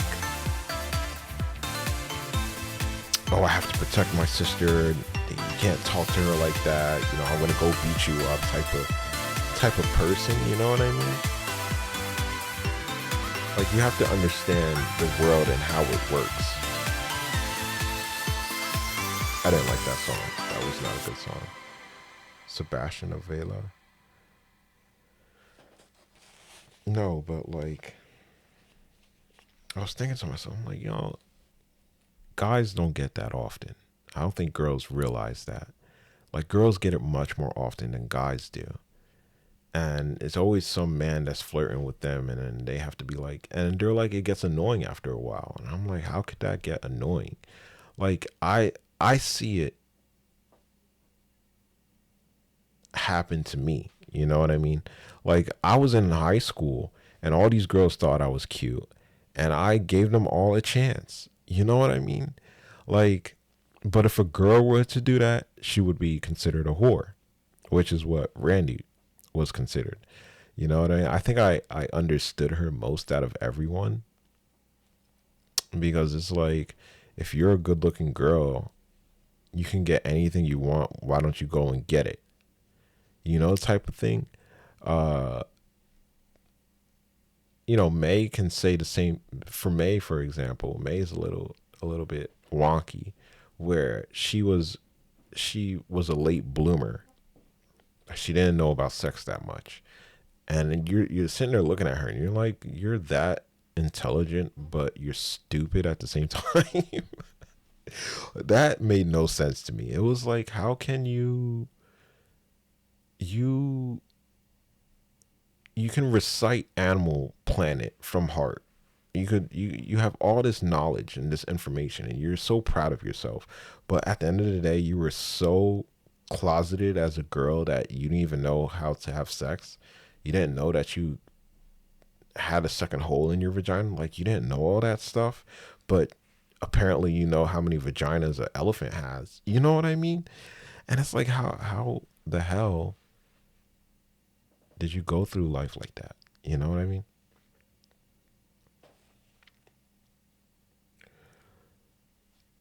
But yeah, guys, we don't get that often. So when we see it, when it does happen, we're like more like open with it. We're like, oh, this girl thinks I'm cute. Oh, that's very nice. If the girl was ugly, maybe you would make fun of her. But I started coming to a point where I was just much more like, I think that it is bold and, what's that word I'm looking for? And courageous of you to say what's on your mind, because a lot of people don't. You know what I mean? Like, what if everybody kept to themselves and never said anything to each other? We would be a very lost species. But we have those people that are able to tell us and stuff like that. But sometimes it gets annoying.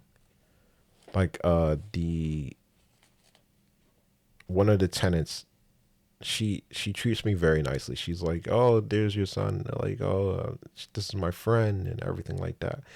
And I'm like, "Yeah," but there's times where I get a little bit annoyed, but that's only because I'm having a bad day. You know what I mean? Like, it's not that I'm like, "You're annoying," because when I'm on my good days, I'm like, "Oh, she's very nice. Look, somebody likes me." I'm so happy somebody likes me. But on my bad day, I'm like, "You're annoying." But that's only because I'm having a bad day. You know what I mean? So it turns out that these girls are just having bad days left and right. And I'm just like, you should be happy. That's from a guy's perspective. It's like you should be happy that somebody likes you. You should keep connections open for people that like you. You should do this, you should do that. But girls very much close up. They close up and it sucks. Um but yeah, bro. That girl, the concession stand girl, I have no idea what to do with her. I should just ask for her number just to get it over with. Just for her to say yes or no. Because I'm very much annoyed with myself. Like I've never had this feeling to go after someone. Like I've had this before with Emily and with Alyssa Zanfordino. Alyssa, I just thought that she was way too out of my league for me to say anything or do anything with her. And we didn't have a connection whatsoever. Like she didn't make it obvious that she liked me. Maybe she was also a quiet girl. But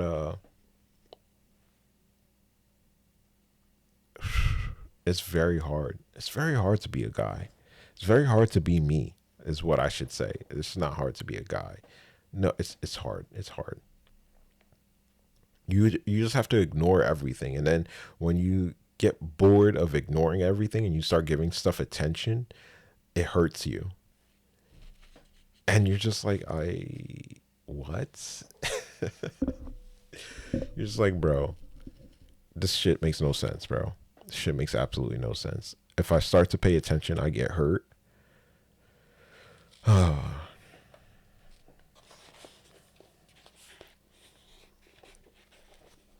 Anyway, I'm about to get something to eat, bro.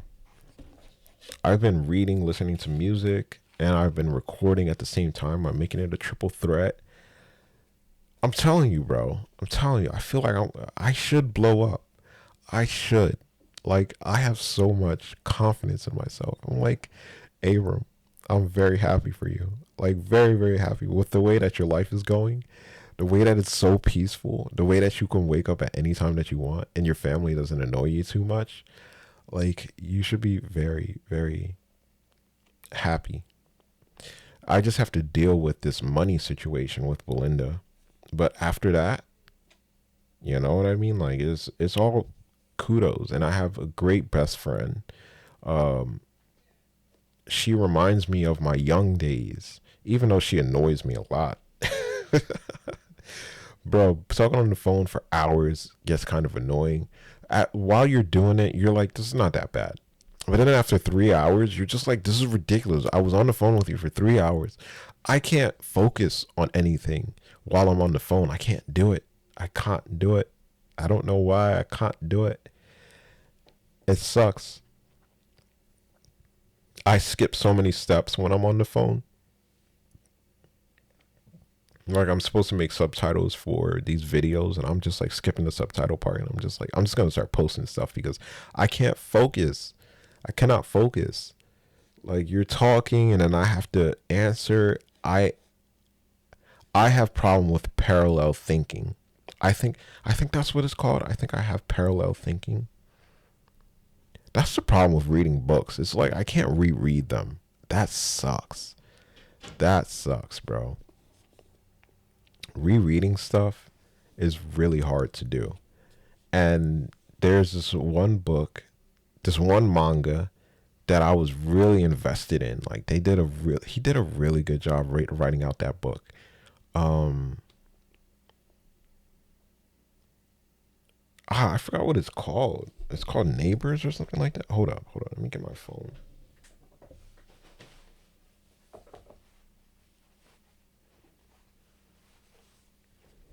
Let me figure out what the name of. Oh, did I sell my thing? Nope, I didn't sell anything. Uh, living life is pretty difficult, bro.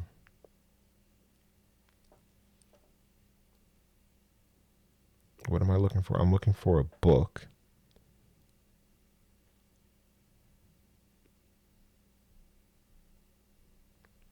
World Trigger. World Trigger is a fantastic book. There's a new chapter coming in 3 days. fantastic manga, and it talks about points in life that you would never think of. So like, what's the difference between me and another version of me, or me and May, or me and Ryan? Um, I have a deadline. Okay, so it peaks right there. Why though? I have a deadline. Having a deadline means like, um I have schizophrenia, and schizophrenia has kind of like fast forwarded my life. It really did, to the point where I'm thinking like, all right, I want to be famous. I don't know how I'm going to do it, but I'm going to do it. And then it gave me abilities on top of that. It's like, all right, now you're going to be able to talk more. Now you're going to be able to write more. You're going to be more interested in life. You're going to have more questions. You're going to do things that you don't normally do, like talking to the concession stand girl, because typically I can go for years without talking to a girl, but now I feel the need to talk, and now I can't ignore her. Like, it's very weird, because when I was younger, I would I would be next to Alyssa. I would sit right behind her for a full year, and I would be just afraid to talk to her. But now that has changed, where it's like you can't ignore this person. It feels like there's a pull. It feels like magic.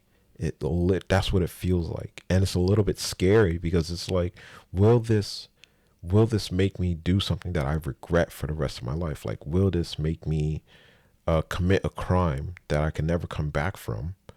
You know what I mean? Like, that's what the scary part of it is. But I don't have to worry about that too much. You know what I mean? But that's what stops me. That's the only thing that stops me. But other than that, it feels magical. Everything starts to feel a little bit more magical than it was before.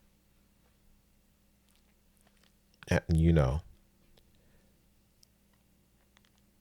it makes you think more. But after I got schizophrenia, bro, everything started changing. Everything started changing. If I wasn't schizophrenic, if it didn't if I didn't have this gene, that shouldn't be in my system. It should not be in my system. It doesn't make sense. It went through my family for 3 generations.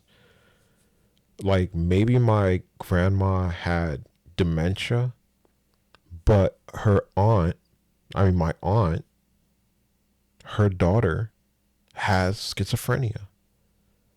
So I shouldn't have schizophrenia. I should not have it. Scientifically speaking, I should not have it. I told Brianna, I was like, yo, Brianna, my aunt has it, and I'm pretty sure my grandma had it. They call it dementia, but I don't care what you say, dementia looks the same as schizophrenia. You know what I mean? They don't even call it Alzheimer's or dementia anymore. They call it uh type 3 diabetes. Apparently, that's the new name for it. But I should not have schizophrenia. It should not have happened. And it did happen. So it's like, bro, that's absolutely crazy. That's absolutely crazy that that happened to me. And yes, it was drug induced, because I was smoking a bunch of weed, but schizophrenia was what kind of led me to weed. You know what I mean? Like, there was just a trigger. It just needed a trigger. So before I became friends with May again, I was going out with Randy, and then we kept fighting, and she was pissing me off so much. And then Kat came in my life, and Kat was very flirtatious with me. She was extremely flirtatious with me. Like, that's what I'm talking about, when it's like, I'm just a shy guy that can't really um initiate anything. I can't do that because I'm a guy. At the end of the day, people don't understand that. It's like you're not supposed to call girls beautiful. You're not supposed to try to shake their hand. You're not supposed to look their way.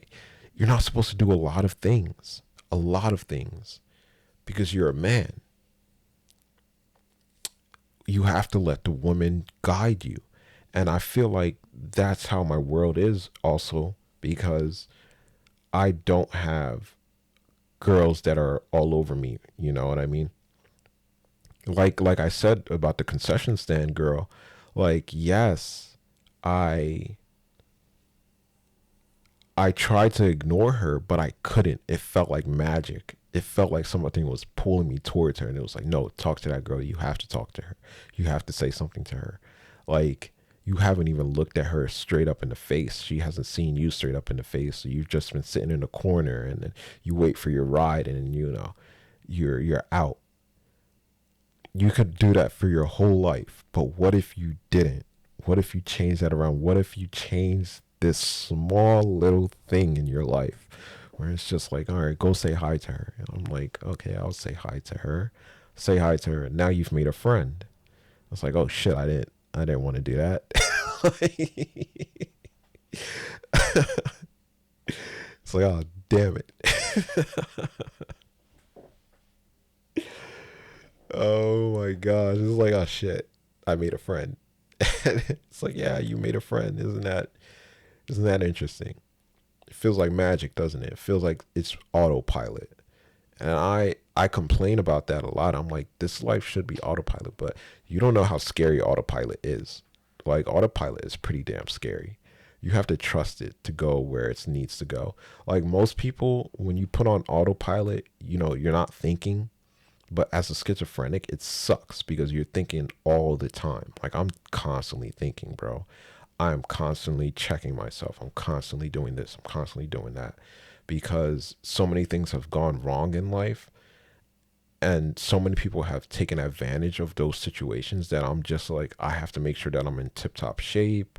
I can't be around people that smoke. I can't, you know what I mean? Like, I can't do this. I can't do that.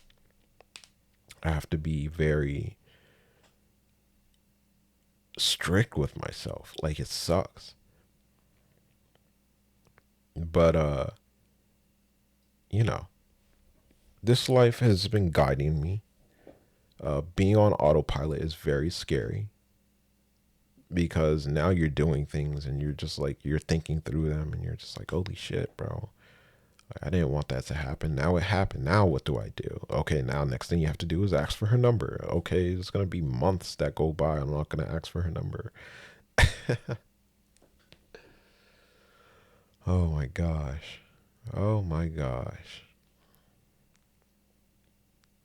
She says she's been working there for a pretty long time. But yeah, I'm going to get something to eat. World Trigger, I highly recommend. It's at 258 chapters. So you're going to be sitting there for a good week. It took me, I've been on hiatus, bro. I love it, bro. But I'm really starting to get scared a little bit because I can't write that much, bro. It is freaking me out because I'm like, yo, bro, it's really hard to write right now. But apparently I can make videos. This is going to be like a 2 hour long video, bro.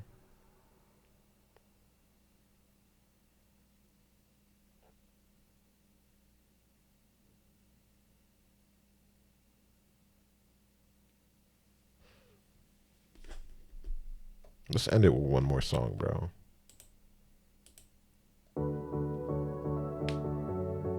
Oh, this one's good.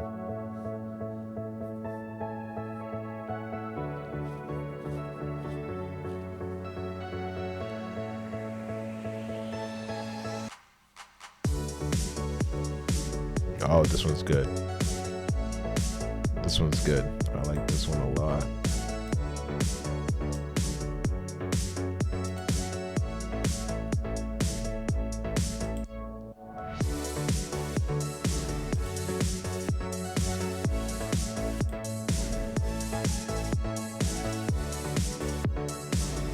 So I've been sitting here since like 3 o'clock, 4 o'clock, and I've gotten 14 songs, and I've listened to more than 14 songs, as you can see.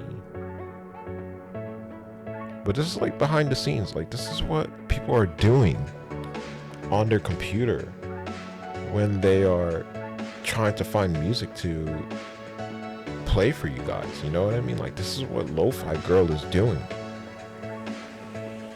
And I find it very interesting, and nobody shows the behind the scenes type stuff, bro. Because I don't think anybody can entertain as much as they want. You know what I mean? Like, nobody can talk for this long. Nobody can do this. May says she has a very hard time doing it. She's like, she needs somebody to be like, yeah. I don't need that, bro. Isn't that crazy? It's absolutely crazy. Absolutely. Ridiculously crazy. But I love it, bro. Oh, I want to watch Stranger Things. Stranger Things looks like it got good. But I've been watching The Witcher. The Witcher is pretty good. Henry Cavill is not in it. Geralt, Yennefer, Ciri. That's all I can remember, bro. I don't know anybody else's name. Yeah, I literally don't know anybody else's names. But I want to watch the Game of Thrones. Definitely something that I want to watch. All right, guys, I'm gonna upload this today. Watch, bro. I'm gonna run it through Adobe Premiere. Get captions, and then I'm going to upload this, bro. I don't know how long it's going to be for, but we're gonna have fun, bro. I feel like I've been doing that for my screen recordings. I upload them the same day. This is going to work, bro. Eventually somebody will find me. That's how I feel. All right, peace out, guys.